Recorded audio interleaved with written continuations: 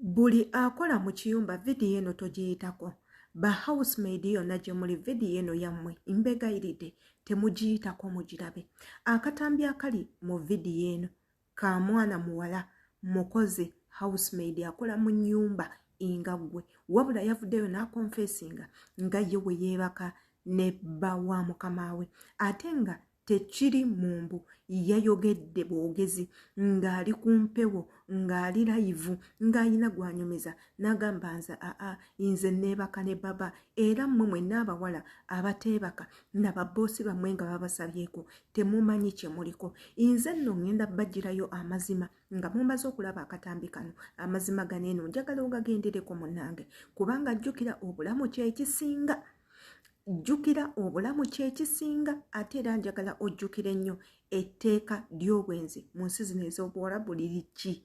Yenze Sheila Adita subscribinga ku YouTube channel yange ekigambo weekiri kwata ku notification bell eri awo waggulu buli video gye tuteekayo egenda kubanga nawe kutuukako yonna gy'oli. Jjukira nti nkutumiddeko.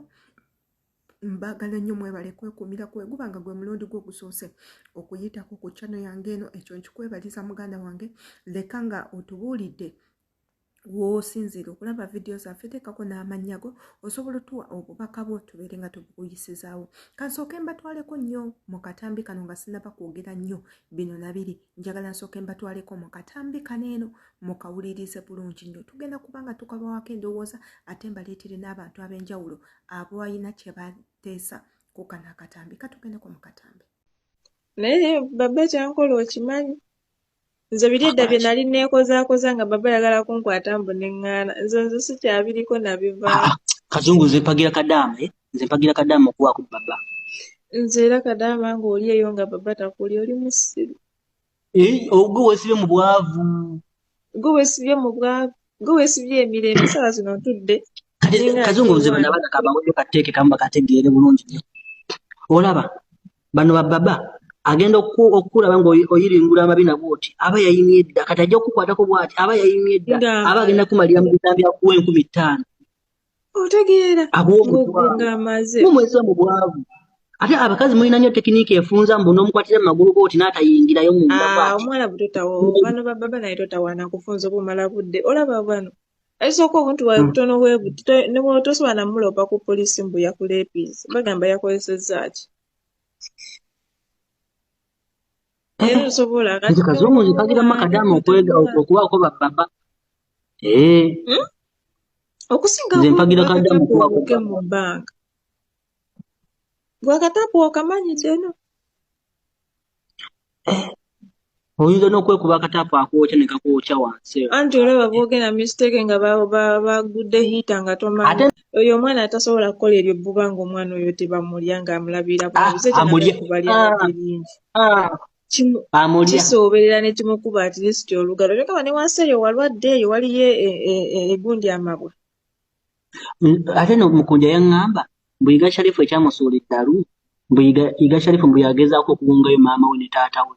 Eno simanyi Yiga Sharifu tomwogerako. Yiga Sharifu bankozesa ebintu nabasanga batamidde nga banywedde enjaga nabalopa ne ku poliisi. Omusango guli ku poliisi nagenda naye okola kolabo nembasanga nga banywedde enjaga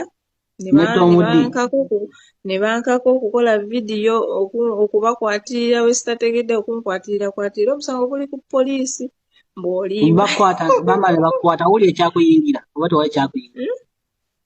Waliwo yangambye mbu yalabye vidiyo nga nze neyiga twekwatirira nengamba bannange baali bankase. Naye Kazungu ewammwe obwenzi watwala bwanyi? Bangamba mbuno waliwo jjajja yali omwezi kati mbu ate nze namusikira.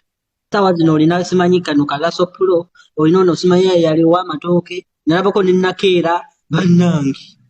Naam, salamu alaikum wa rahmatullahi wa barakatuh. Baganda bange abali mu biyumba abantu abamu babagamba okwegatta ne bababa kirungi naye bannange nze nkooye embuto. Bannange nkooye embuto.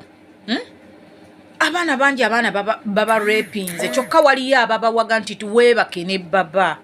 Bannange mugenda kufiirwa obulamu bamikwano mugenda kufiirwa obulamu. tobeera mu kiyumba kya Muwarabu ng'oli lubuto. Oli lubuto, olubuto lukula terudda mabega, olubuto lukula ludda maaso. Omwana ali mu kiyumba alina olubuto lwa myezi 7. Mubuuzizza olubuto olw'emyezi 7 obadde okola nalwo lwaki mu nnyumba? Kyokka ng'olubuto lwa baba ye yamukwata.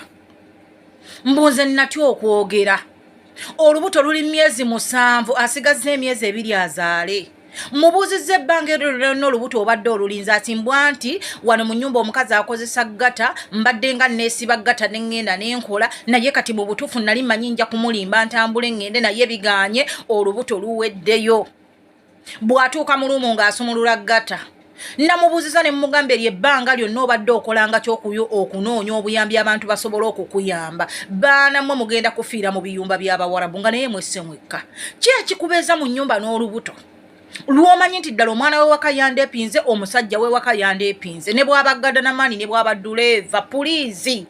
Ye yanga bw'osobola waakiri otoloka odduka ogende ku poliisi oddeeka. Nabagamba ekyeyo ekimu tekisobola gaana, omaani esobola oganda Saudi n'erama. Lwaki mufiira obwereere? Mulimu abamu abawaga nti nze neebaka ne baba. Gwe tomanyi lwaki ye yeebaka ne babaawe. Olw'okuba akugambye nti ye yeebaka ne baba akeera n'atuula naawe mulamu kwano. Buli muntu alina omukisa gwe ate buli muntu alina obulamu. Mbeegayiridde. Mu butuufu ntuno Naka akatambi ndowooza mukalabye ka mwana muwala nga naye alina obubaka bw'ayagala obatuusaako. Nga sinnaba kubanga nfundikira vidiyo eno, njagala okubajjukiza nti yenze Shila Adita bw'oba osubscribinze kigenda kubanga kitukolera, kigenda bba kintu kirungi nnyo. Akade akali waggulu kagenda kubanga kakuyambako mu buli vidiyo yonna gye tuteekako n'eno egenda kubanga ekutuukako. Abali mu Saudi Arabia mbatumiddeko, saagala mulowooze nti nno mbeerabidde. Abali e Dubai, Jordan, abali e Qatar, abali mu Uganda, eyo nno nga gyezaalibwa namwe imbagala nnyo. Nze ngenda kubanga saawukanako nakatambi ke mbateereddewo awo wakati. Baganda bange abaana b'obuwala bino tusiba tubibagamba nti nno nga tonnaba konsidalinga kujjamu impale kwegaala mu mukamaawo, lowooza biki ebigenda okuvaamu. Ever consider the consequences. Think about what's going to come out. Think about the effects ebigenda okujja nga omaliriza okukola ekyo. Wali olowoozezaako nti there are some people abafundikira nga babaggyeko obulamu olw'okwebaka n'abasajja abatali baabwe, nga tekikola mu Buwarabu yokka wabula ne mu ggwanga lyaffe Uganda twakamala okuziikayo omuntu gwe baayokyeza olw'okwebaka nebba w'omuntu. Kati nno kigenda kubanga kyawukanako mu nsi zino eno nti nno bo bwe bakukwata ne bakutegeera nti obadde mu kikolwa eky'obwenzi bagenda kukutemako omutwe. Bw'onoosanga ow'ekisa y'oyo agenda okukuteeka mu kkomera akusibe. Naye nga kino kyonna ki bwenzi ate nga tusiba tubagamba si buli information gy'olaba ku social media nti ntuufu olina ogigoberera. Si buli muntu akugamba ekyokukola nti ye abeera akikola. Kale wulira omwana omuwala oyo ali mu kubalagira mubeere nga mwebaka ne bakama bammwe, era yina n'akonfesinga nti yeebaka ne mukama we, naye gano ge mazima, saagala okyerabire. Omukyala oyo abalimba tasobola kwebaka na boosi we.